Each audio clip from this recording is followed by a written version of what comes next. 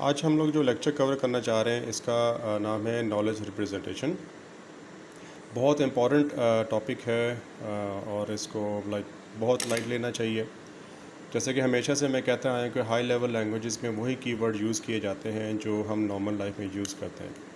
जैसा कि नाम से पता चल रहा है कि नॉलेज रिप्रेजेंटेशन यानी कि नॉलेज को रिप्रेजेंट करना, यानी कि हम लोग इसको ऐसे सिंपल और इजी फॉर्म में कोशिश करते हैं कि नॉलेज को मशीन को रिप्रेजेंट करके दें ताकि मशीन उसे आसानी से समझ सके और समझने के बाद हमें वो प्रॉपर रिस्पांस दे सकें जो हम उससे मांग रहे होते हैं। ज़ाहिर बात है, जब कोई चीज़ आसानी से क्लियरली समझाई नहीं जाएगी तो वो हमें उस तरीके से रिस्पांस मशीन नहीं करेगी। नॉलेज रिप्रेजेंटेशंस हम लोग नॉर्मली मशीन को करके देते हैं। वो 4 मेथड्स होते हैं या 4 तरीक़ेकार होते हैं। फर्स्ट को हम लोग कहते हैं लॉजिकल रिप्रेजेंटेशंस हैं, सेकंड हमारा आता है प्रोडक्शन रूल्स हैं, और थर्ड हमारा सिमेट्रिक नेटवर्क है, और फोर्थ हमारा फ्रेम रिप्रेजेंटेशंस हैं। यानी कि 4 मेजर कैटेगरी में या टाइप्स में नॉलेज रिप्रेजेंटेशंस को डिवाइड किया गया है। फर्दर इसकी डिवीजन्स हैं, अभी हम लोग सिंपल बेस में जा रहे हैं। लॉजिक रिप्रेजेंटेशंस यानी कि ऐसा तरीका का जिसमें हम इक्वेशंस को या स्टेटमेंट्स को लॉजिकली रिप्रेजेंट करके या लॉजिकली सिंपलेस्ट फॉर्म में कन्वर्ट करके हम मशीन को पास ऑन करते हैं ताकि वो उसे बिहेव कर सके।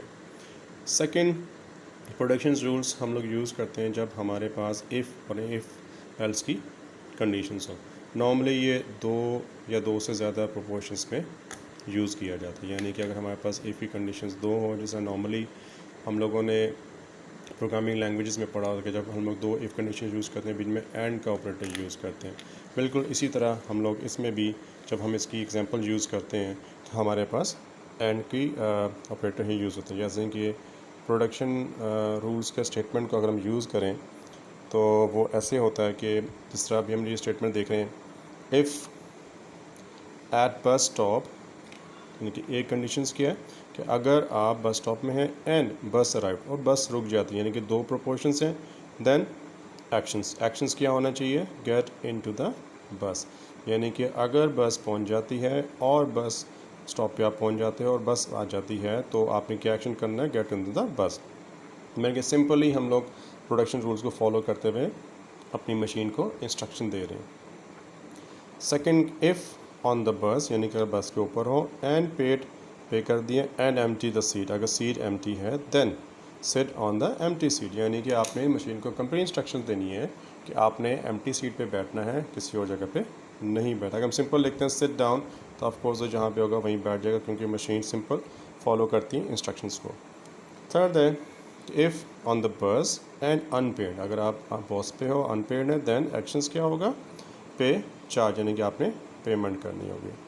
इसी तरह इफ़ बस अराइव एट द डेस्टिनेशंस, यानी कि आप बस में डेस्टिनेशंस पे पहुंच चुकी है, देन एक्शंस क्या है, गेट डाउन द बस, यानी कि आप बस से नीचे उतर जाएं। यानी कि ये हमारा, यानी कि अगर हमने अपनी मशीन को इफ़ एल्स में इंस्ट्रक्ट करना है तो वो जो इफ़ एल्स की इंस्ट्रक्शंस होंगी या इफ़ एल्स के मेथड को यूज़ करते हुए नॉलेज को रिप्रेजेंट करेंगे, उसको हम लोग प्रोडक्शन रूल्स का रिप्रेजेंटेशंस कहते हैं। अगर हमारी रिक्वायरमेंट ऐसी है कि हमने अपने इंफॉर्मेशंस को in a form of graphical network represent करना है तो हमारे पास कौन सा मेथड है, सिमेंटिक नेटवर्क, यानी कि सिमेंटिक नेटवर्क में हम नॉलेज को रिप्रेजेंट करते हैं in the form of graphical network. ये छोटी सी एग्जांपल इसको हम एक्सप्लेन कर रहे हैं, यानी कि टॉम इज़ अ कैट, यानी कि हम बताया कि टॉम इज़ अ कैट है, Tom is grey in colour, Tom is a mammal, Tom own by Sam, Tom cat is a mammal, यानी कि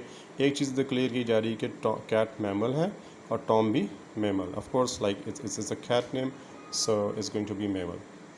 सो ग्राफिकली रिप्रेजेंटेशन देखें से Tom is a cat, cat is a mammal, यानी कि हमें दोबारा Tom को मैमल करने की ज़रूरत नहीं है क्योंकि वो हमें अंडरस्टूड बता रहा कि है।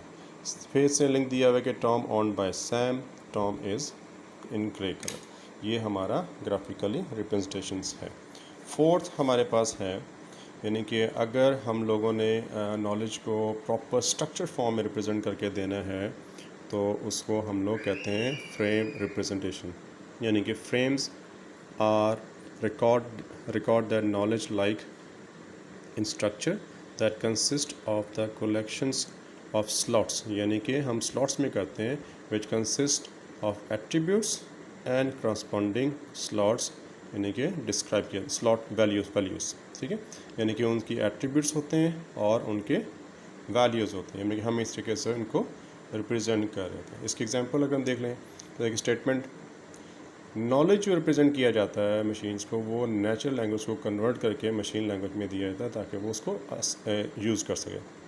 अब देखिए नेचुरल लैंग्वेज की स्टेटमेंट है, Ali is a doctor, his age is 25, he live in Islamabad, he works in hospital. यानी कि एक स्टेटमेंट हमें मिल रही है नॉलेज की कि अली एक डॉक्टर है, इसकी एज 25 है, ठीक है, और वो एक हॉस्पिटल में काम करता है, इस्लामाबाद में रहता है। तो उसको हम फ्रेम रिप्रेजेंटेशंस में कैसे रिप्रेजेंट करेंगे?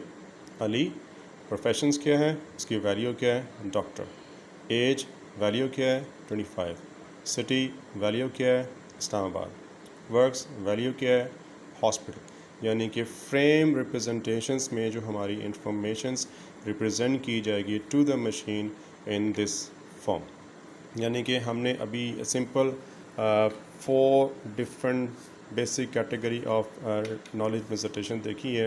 यानी कि ये हमें ये बता रहा है कि नॉलेज रिप्रेजेंट जो किया जाता है 4 मेथड से या 4 कैटेगरी में किया जाता है। ये इसी तरह जिस तरह की रिक्वायरमेंट होती है उस तरह की मेथडोलॉजी हम लोग यूज़ कर लेते हैं। यानी कि नॉलेज, अगर हमने लॉजिकल रिप्रेजेंटेशंस करनी है तो हमारे पास लॉजिकल रिप्रेजेंटेशंस मेथड्स होंगे। अगर हमें प्रोडक्शन रूल्स की ज़रूरत पड़ती है तो हम प्रोडक्शन रूल्स को यूज़ करते हैं। अगर हमें लगता है कि हमें सिमेट्रिक नेटवर्क के फॉर्म में इंफॉर्मेशन डिस्प्ले करने की ज़रूरत पड़ी है तो हम उसको सिमेट्रिक नेटवर्क की मेथडोलॉजी को यूज़ करेंगे। अगर हम समझते हैं कि हमारे नॉलेज को स्ट्रक्चर्ड फॉर्म में डिक्लेयर करने की ज़रूरत पड़ रही है तो हम उसको फ्रेम रिप्रेजेंटेशन कर सकते हैं। अगर आप इसको देखें तो आजकल की लेटेस्ट डेटाबेस मैनेजमेंट सिस्टम चल रहे हैं ऑब्जेक्ट ओरिएंटेड, ये बेसिकली उसी फॉर्म में डेटा को रिप्रेजेंट कर रहा है, ठीक है। यानी कि हम जब मशीन को नॉलेज देंगे, ऑफ कोर्स मशीन के बिहाइंड द सीन डेटाबेस चल रही होगी और वो आपके डेटा को किसी न किसी स्ट्रक्चर्ड फॉर्म में रख रहा होगा।